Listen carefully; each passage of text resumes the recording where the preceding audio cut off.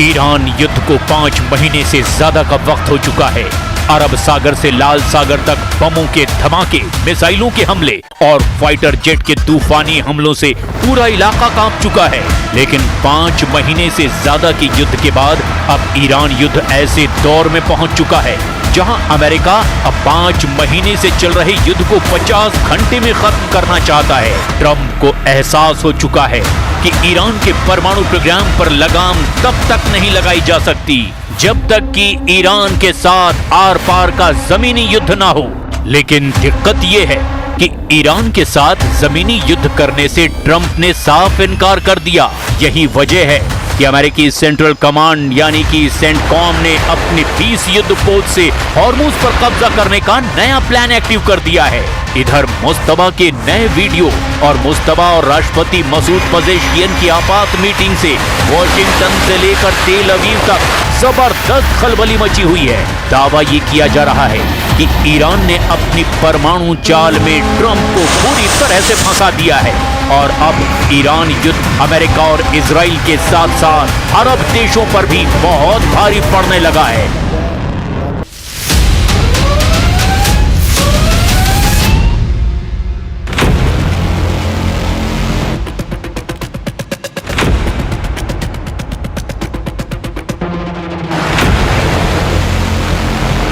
मध्य पूर्व का नक्शा इस वक्त बारूद के उस ढेर पर खड़ा है जहां से निकली एक छोटी सी चिंगारी पूरी दुनिया की अर्थव्यवस्था और सैन्य संतुलन को तबाह कर सकती है।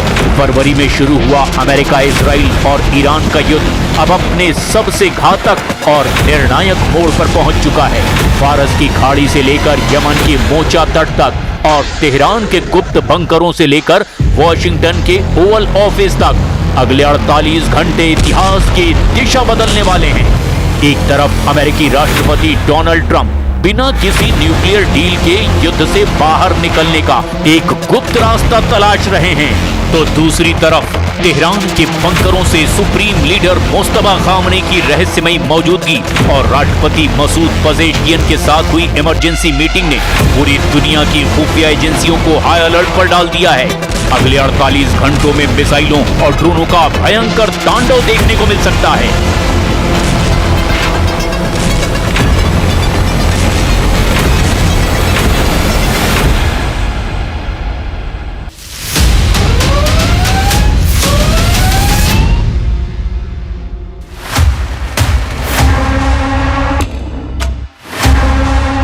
अमेरिकी media the wall street journal ने ईरान युद्ध पर ट्रंप के नए एग्जिट प्लान पर बड़ा खुलासा और दावा किया है। अमेरिकी राष्ट्रपति डोनाल्ड ट्रंप ईरान के साथ बिना परमाणु समझौते के भी जंग खत्म करने पर विचार कर रहे हैं।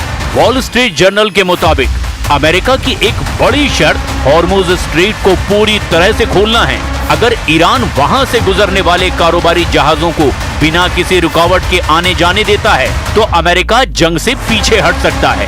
रिपोर्ट के मुताबिक राष्ट्रपति ट्रंप पिछले कुछ हफ्तों से इस योजना पर लगातार काम कर रहे हैं। उन्होंने अपने सीनियर अफसरों से कहा है कि अगर ईरान हॉर्मुज स्ट्रेट खोल देता है तो अमेरिका औपचारिक परमाणु समझौते के बगैर भी संघर्ष खत्म करने को तैयार हो सकता है। पहले अमेरिका की सबसे बड़ी शर्त ईरान के साथ नया परमाणु समझौता करना था, लेकिन जंग लंबी खींचने के बाद उनका फोकस बदलता दिखाई दे रहा है।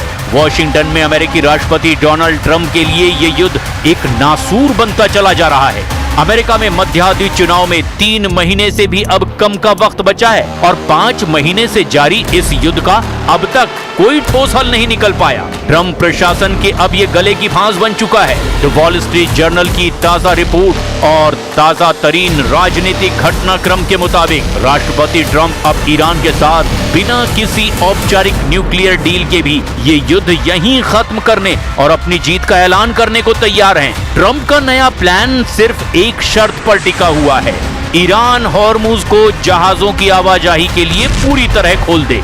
लेकिन तेहरान ने ट्रंप के इस फेस सेविंग एग्जिट प्लान पर पानी फेरते हुए बेहद कड़ी शर्तें रख दी है। अरबों डॉलर का मुआवजा ईरान ने अमेरिका से युद्ध के दौरान हुए नुकसान के मुआवजे के तौर पर मांग लिया है।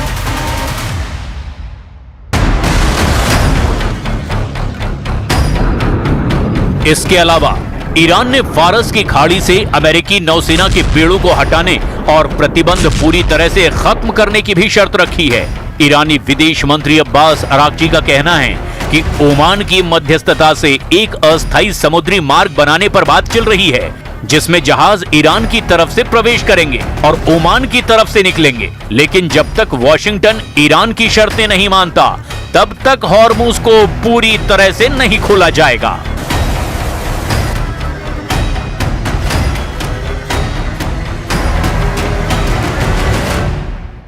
Our negotiations with Oman are regarding the determination of a new maritime route in the Strait of Hormuz. These negotiations have progressed well. I can say we are in the final stages, and the old existing routes will be replaced with new ones. Specialists are currently working on the maps. Of course, this does not mean the opening of the Strait of Hormuz.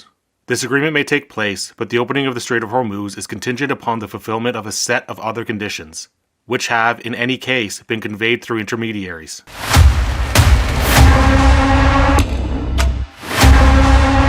इस आपातकालीन meeting के दो बड़े मायने निकाले जा रहे हैं। पहला और सबसे बड़ा सबूत ये कि मुस्तफा खामनेई जिंदा हैं और युद्ध रणनीति को सीधे कंट्रोल कर रहे हैं। और दूसरा मतलब है ईरानी हुकूमत के भीतर आर्थिक और सैन्य नीतियों को लेकर भारी तनाव के बीच मुस्तफा की जबरदस्त पकड़ दिखाना।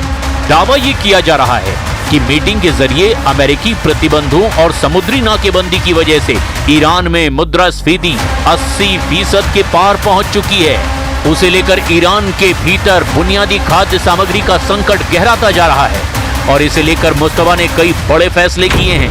वहीं खुफिया सूत्रों का दावा है कि इस बैठक में रिवोल्यूशनरी गार्ड्स यानी कि IRGC के नए प्रमुखों को निर्देश भी दिए गए हैं कि यदि अमेरिका और इजराइल ने दबाव कम नहीं किया तो फारस की खाड़ी में व्यापारिक जहाजों पर हमले और तेज किए जाएं। इसके अलावा सुप्रीम लीडर मुस्तफा ने सर्वोच्च राष्ट्रीय सुरक्षा परिषद यानी SNSC की कमान पूर्व IRGC कमांडर मोहसिन रजाई को सौंप दी है, जो इस बात का संकेत है कि अब ईरान समझौते के मूड में कम और ऑल आउट वॉर के मूड में ज्यादा है। برادر گرامی جناب آقای دکتر محسن رضایی، با توجه به تجارب ارزشمندتان بدین وسیله جناب عالی را که از پیشگامان دوره پرافتخار 8 سال دفاع مقدس هستید به عنوان نماینده خود در شورای عالی امنیت ملی منصوب می کنم. امیدوارم در انجام این مسئولیت مهم کمال موفقیت را کسب نمایید.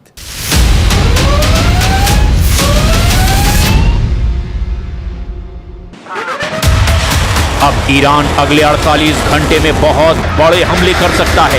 अमेरिका की CIA और इजराइल की मोसाद खुफिया एजेंसी ने कुछ ऐसे ही संकेत दिए हैं जो अरब देशों के साथ साथ इजराइल के लिए भी बड़े खतरनाक साबित हो सकते हैं।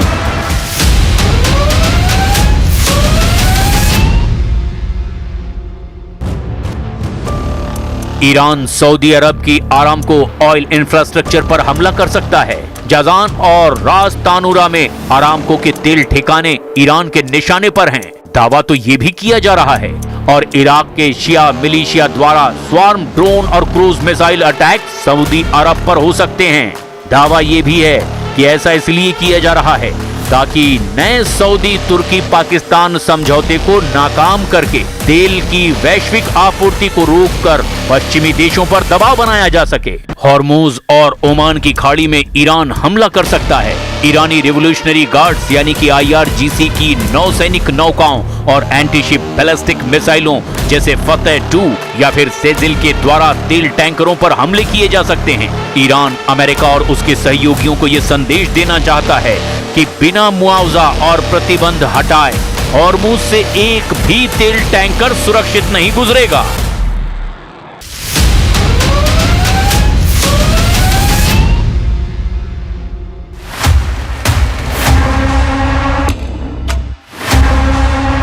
हॉर्मुज पर तनाव के बीच अमेरिका ने ईरान के खिलाफ नाकेबंदी तेज कर दी है। अमेरिका के 20 से ज्यादा युद्धपोत मिडिल ईस्ट में सैन्य मिशन के लिए तैनात किए गए हैं। अमेरिकी सेंट्रल कमांड यानी सेंटकॉम के मुताबिक इस मिशन में ईरान के खिलाफ नाकेबंदी को सख्ती से लागू करना भी शामिल है। ये तैनाती स्ट्रेट ऑफ हॉर्मुज के आसपास बढ़ते तनाव के बीच की गई है।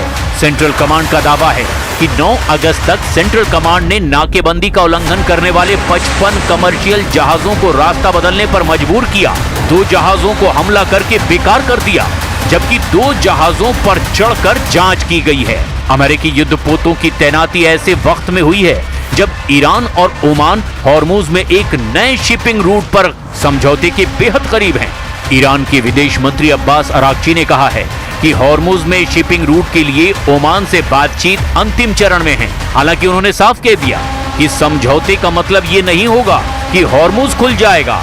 कुल मिलाकर हालात अब पूरी तरह से ईरान के ऊपर हैं। ट्रंप को लगता है कि इस वक्त अगर हॉर्मुज खुल जाए तो वो ईरान युद्ध से बाहर निकल जाएंगे। लेकिन सवाल ये खड़ा होता है कि क्या ईरान ऐसा करेगा? क्या बिना मुआवजा लिए ईरान अमेरिका को आसानी से जाने देगा?